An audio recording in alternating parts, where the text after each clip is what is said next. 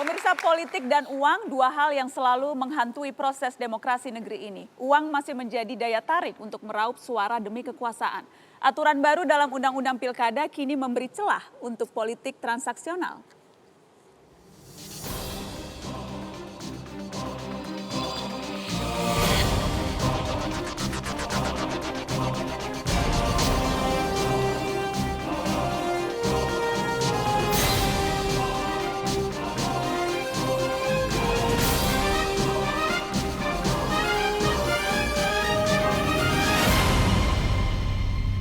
Dan sudah hadir bergabung di meja Mata Najwa Ketua Badan Pengawas Pemilu Muhammad. Selamat malam Pak Muhammad, terima kasih sudah hadir di Mata Najwa.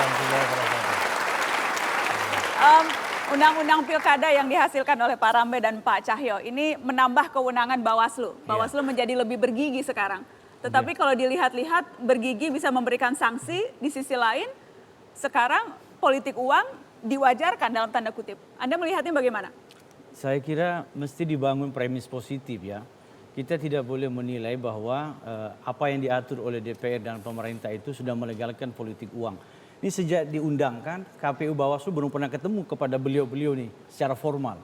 Jadi saya kira kita tidak boleh terlalu cepat menjas bahwa apa yang dirumuskan itu semua negatif. Tentu pandangan Bawaslu, apa yang dihasilkan ini kan hasil evaluasi Pilkada serentak 2015. Bahwa DPR kita kan wakil rakyat. Yang pada satu sisi juga sebagai bagian dari masyarakat menangkap aspirasi itu. Kita kan tidak bisa menutup mata bahwa bentuk-bentuk yang kategori quote-unquote politik uang itu terlalu banyak variannya. Yang jelas di undang-undang ini pemberian uang makan, uang transport, pengadaan bahan kampanye bukan masuk politik uang. Kemudian juga ada kata-kata hadiah lain berdasarkan nilai kewajaran dan kemahalan suatu daerah, itu juga bukan politik uang. Iya, saya kira makanya bagi KPU dan Bawaslu, terutama KPU, penting untuk mendefinisikan secara teknis kategori atau indikator uang makan yang wajar itu seperti apa. Kategori uang transport yang wajar seperti ini fakta. Jadi saya bukan membela DPR, saya penyelenggara pemilu, tapi kemudian hasil pengawasan pemilu itu sesuatu yang dibutuhkan masyarakat secara normal untuk ingin menyaksikan visi misi. Jadi sepanjang wajar. Makanya tadi clue-nya, kalimat kuncinya adalah sepanjang nilai kewajaran. Kita juga jangan seperti kayak model hidup di dunia maya gitu, bahwa tidak menutup mata. Bahwa masyarakat itu membutuhkan transport pada kategori-kategori yang wajar. Dan itu sepanjang bisa dipastikan dan diukur kewajarannya, saya kira itu bagian dari upaya membangun demokrasi, membiasakan masyarakat ikut berpartisipasi. Saya mau tanya ke Perludem, Mas Fadli, wajar? Ya, bagi saya sebagai masyarakat itu setidaknya keyakinan keilmuan saya Mbak Nana, yang namanya memberikan uang kepada pemilih terkait dengan konteks pemilu itu tidak ada alasan apapun. Uang transport katanya nggak apa-apa, uang makan nggak apa-apa. Jadi begini, dalam setidaknya politik uang tentu saja jadi salah satu problematika dalam representasi politik kita, terutama dalam persoalan pemilu. Dalam dalam banyak referensi misalnya dikatakan setidaknya ada 3 model pemberian fresh money atau vote buying itu, kemudian barang. Kemudian juga memanfaatkan program atau anggaran pemerintah untuk kepentingan politik. Nah, kalau seandainya memang kita mau dalam regulasi ini melegalkan atau memberikan ruang atau memperbolehkan memberikan uang cash kepada pemilih, apapun alasannya, maukah konsumsi kah, maukah transportasi, bagi saya itu politik uang. Karena ini kan soal representasi, perwakilan, penyerahan mandat kepada orang yang akan dipilih melalui proses pemilu. Apapun alasannya itu politik uang. Uang yang diberikan kepada pemilih, itu artinya transaksinya selesai ketika pemberian uang itu. Padahal dalam proses pemilu bukan itu yang dibangun, apalagi dalam pilkada. Tapi keterkaitan antara pemilih dengan orang yang dipilih selama 5 tahun. Yang ingin dikejar adalah dalam proses kampanye itu tidak transaksional itu, uang, barang atau apa saja. Tapi apa yang akan dilakukan 5 tahun ke depan. Nah, terkait dengan transport dan konsumsi saya sepakat dengan Prof. Muhammad bahwa itu penting. Tapi jangan diberikan uang cash kepada pemilih. Bagaimana kalau itu dibalik misalnya? Untuk transportasi ya berikan beban kepada pasangan calon. Baik. Mereka yang bagaimana memformulakan untuk menyediakan transportasi kepada pemilih. Begitu juga dengan konsumsi, berikan makanan langsung kepada mereka dan itu nanti akan bisa dilacak dengan ketat melalui pengawasan dana kampanye dan itu yang akan dilaporkan. Jadi tidak memberikan uang tunai kepada pemilih. Pak Rambe, dan saya juga nanti mau ke Pak Cahyo. Apa alasannya? Kenapa sekarang justru malah tidak apa-apa memberikan uang dalam bentuk apapun? Apa alasan DPR? Pertama, kampanye diatur dalam pasal 63. Tujuan kampanye itu adalah memberikan pendidikan politik kepada rakyat. Itu penting. Makanya di dalam pasal lebih lanjut dinyatakan bahwa apa metode kampanye. Pertama adalah pertemuan terbatas orangnya. Baru berikutnya adalah pertemuan tatap muka. Seperti kita ini sudah pertemuan tatap muka, memberikan pendidikan politik. Berikutnya adalah yang kita jawab di undang-undang ini, karena terlalu sepi kemarin pilkada, kita 2 pasal dibahas di sini untuk penyebaran alat kampanye dan untuk membuat brosur kampanye dapat dilaksanakan oleh partai politik atau pasangan calon. Oke. Itu kita yang dulu enggak. Jadi enggak ada yang ke desa masuk memberitahukan tentang itu.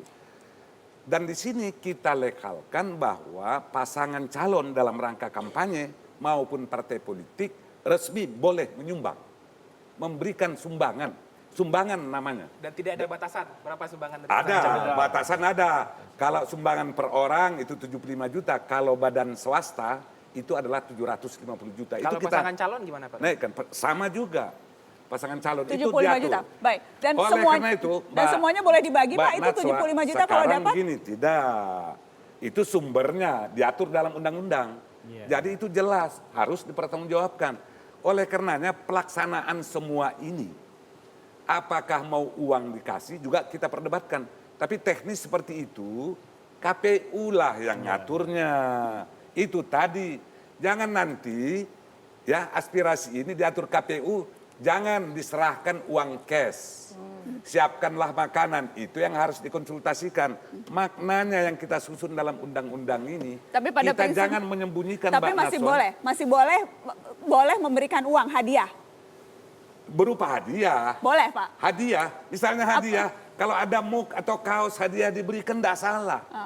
Muk misalnya. Kalau uang 50.000 saja seperti yang tadi dibagi-bagi, Ya itu salah jangan, tidak? tidak ada pembagian-pembagian. Kalau aspirasinya seperti itu, makanya aturannya silahkan KPU konsultasi dengan kita dan pemerintah, DPR. Inilah makna ini yang harus kita sepakati bersama. Jadi Saudara Padli tadi benar mengajukan ini. Ini harus kita buat dalam undang-undang. Kalau nggak dibuat, nggak ada aturan, pelaksanaan tentang kampanye terbatas, pertemuan terbatas, yang jumlahnya hanya 100 orang di desa begitu. Tidak bakal ngumpul orang desa itu datang tanpa diberikan makan. Kita atur. Begitu Pak Cahyo? Ya. Supaya orang Itu mau sulit. banyak datang dikasih makan, dijemput mobil, Dari pulangnya dikasih kacamata mak, dikasih hadiah. Pemerintah Itu kami sepakat transaksional, dengan Pak. Mas Muhammad tadi. Ya, bahwa bagi pasangan calon yang terbukti dia memberikan uang kepada masyarakat, pemilih, langsung bisa didiskualifikasi. Itu prinsip. Tim sukses itu harus dicek dulu. Dia masuk enggak dalam SK tim sukses. Kalau enggak bisa orang lain mengaku tim sukses, membagi uang bisa kena. Ini nanti diatur oleh KPU dan oleh Bawaslu. Pilkada itu sama dengan pengalaman saya. Saya 30 tahun jadi anggota DPR.